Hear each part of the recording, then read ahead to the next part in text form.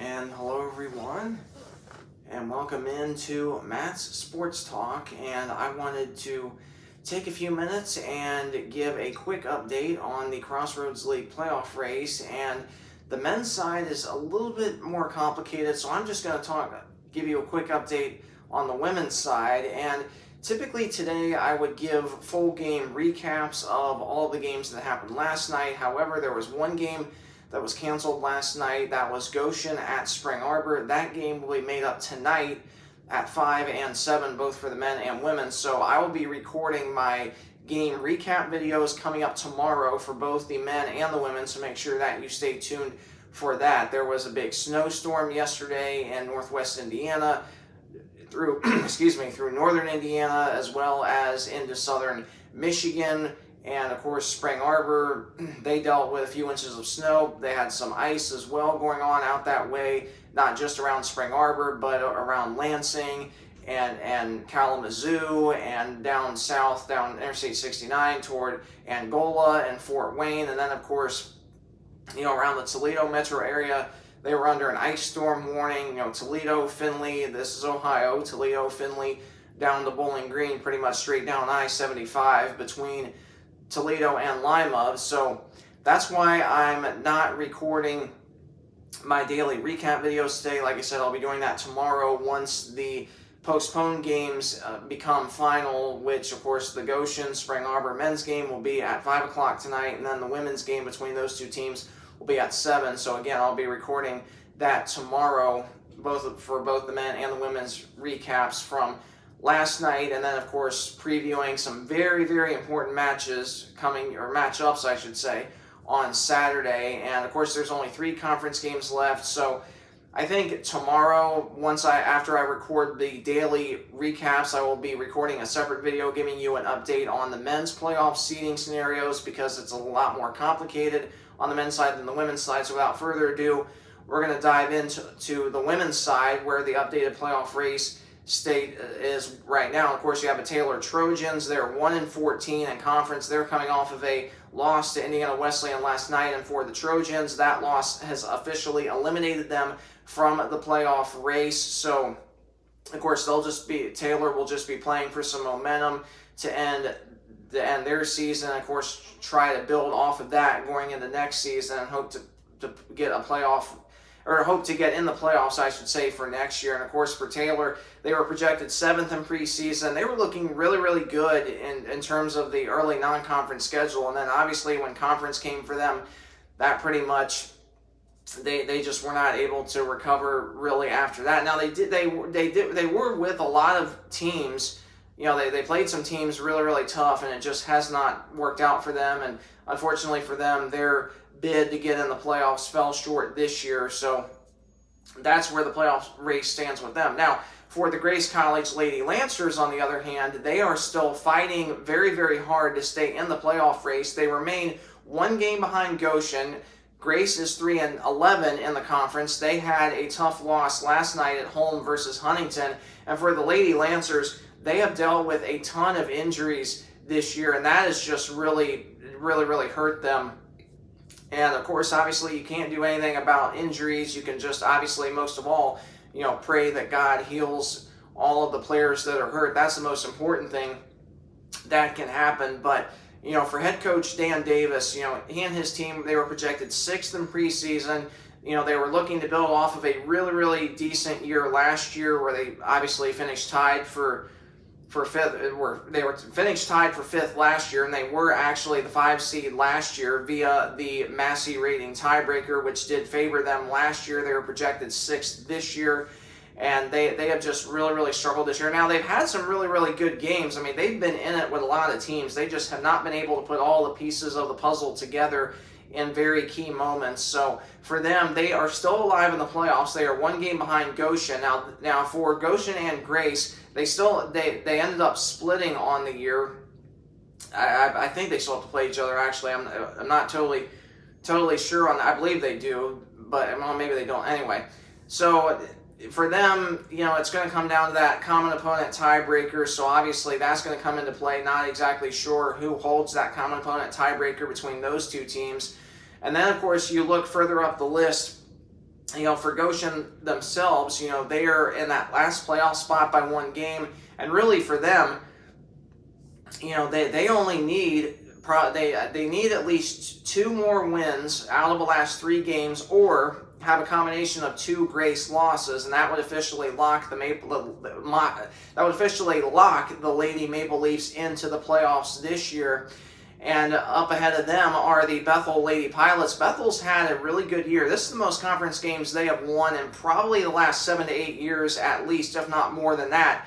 And for the Pilots, they are currently sitting 5-10 in the conference. They're coming off of a loss yesterday at now number 12 Marion. And the updated top 25 polls came out yesterday. IWU remains number 2 in the country despite the tough loss this past Saturday to St. Francis. So IWU remains number 2. St. Francis now has moved up to number 9. And then, of course, Marion has moved up 3 spots to number 12. St. Francis moved up 5 spots to number 9 in the most recent top 25 poll. And so, where that's concerned for Bethel, they're sitting 5-10. They're 1 game ahead of Mount Vernon, or 1 game behind Mount Vernon, I should say, for that number 6 seed. They are 2 games behind the Huntington Lady Foresters for the 5 seed in the conference. And so, now for Bethel, they still can get to that number 5 seed, but they would have to run the table and have Huntington lose out, as Huntington would hold the common opponent tiebreaker over Bethel because of Huntington beating St. Francis, and Bethel got swept by St. Francis. So Huntington obviously does hold that common opponent tiebreaker over the Lady Pilots. So for the Lady Pilots, for them to get to the 5 seed, they have to win out and have the Lady Foresters lose out. And for Bethel, in order to clinch a playoff spot, they only need 1 more win, and they officially would be in. Now for Mount Vernon Nazarene, Mount Vernon coming off of a tough loss last night to number 9 St. Francis, and for Mount Vernon, they're still very much alive in the playoff race. They either need 1 win or 1 Grace loss, and that would officially lock the Lady Cougars into the playoff race this year. So obviously a lot is still on the line there. And moving up ahead of Mount Vernon in 5th place currently are the Lady Foresters of Huntington. Huntington, they're coming off of a big win last night against Grace. And again, I will dive more specifically into all the statistics in my game recap video, which will be coming your way tomorrow. And for the Lady Foresters, they're still in the hunt for that number 4 seed. However, they have to run the table and have Spring Arbor lose out.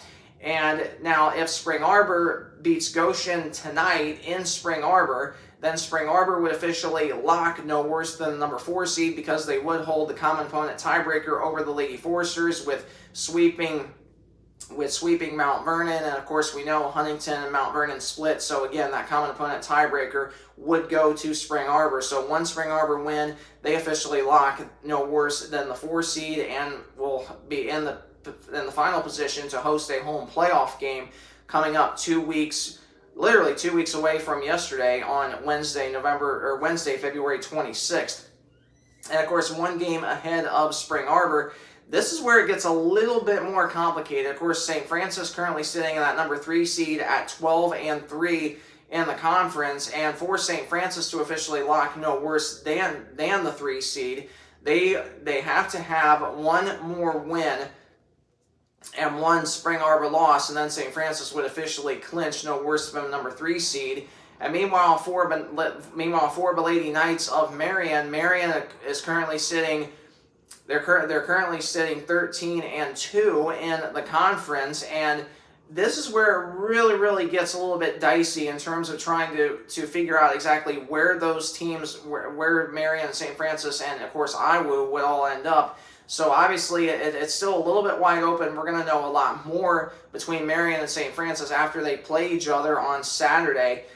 But as it stands right now, Marion, of course, is sitting at 13-1, and Spring Arbor would not be able to catch them. So obviously for Marion and St. Francis, they are both guaranteed no worse than the 3 seed going into the Crossroads League tournament. Same thing for the Lady Wildcats of Indiana Wesleyan. Had a really good bounce-back win last night against the Taylor Trojans in runaway fashion. Of course, at times Taylor was looking to get back in the game, but Indiana Wesleyan did an absolutely phenomenal job in the later on in the third quarter, and especially in the fourth quarter, just lockdown defense, and the offense was rolling really, really nicely. Probably the best offensive game that the Lady Wildcats have played since they hosted Goshen at home last month. So very, very well-deserved Lady Wildcats. And of course, obviously I'm not trying to be biased toward any team, but personally for me as a fan of Iowa, I love seeing that, love seeing just the gritness and the determination that the Wildcats are showing in this closing stretch of the regular season. And again, I just hope that they're able to carry this momentum into the last 3 games of the regular season, and then of course into the postseason, hoping to make a deep postseason run, and hopefully win a Crossroads League championship. That would absolutely be amazing. But more importantly, trying to keep building the momentum going into the national tournament coming up as we head into mid-March. So obviously a lot of exciting things ahead for them. Now, lastly for the Wildcats, they are still in the same position as what they were when I last updated you earlier this week. The Wildcats, ideally they need 2 more wins out of the last 3 games, and either 1 loss by Marion or St. Francis, and that officially would lock Indiana Wesleyan into that number 1 spot. Even if Marion runs the table, if the Wildcats win the next 2 games, even if Marion runs the table, Iowa would still get that number 1 seed because of a higher Massey rating. If it comes down to that tiebreaker, it might not. We don't know quite yet. But on the flip side of that, if Iowa wins the next 2 games, if St. Francis sweeps Marion, then both Marion and St. Francis would only be able to get to 15 wins, and if Indiana Wesleyan wins the next 2 games, Iowa would be at 16 wins, and that obviously would be enough as well for Iowa to clinch that number 1 seed and home court advantage throughout the Crossroads League tournament. So obviously things are really starting to take shape, and again, when I record my full game recaps tomorrow, I'll give you an update on the men's side as well. I'll record a separate video tomorrow talking about the men's side because it's it's a little bit more complicated than the women's side, so I hope that you will tune in for that. And if you enjoyed this video and if it was helpful to you, please hit the like button, leave me a comment down below, or subscribe to my channel. Any one of those 3 things helps me out greatly. Thanks so much for watching this video, and have a great rest of your day. God bless.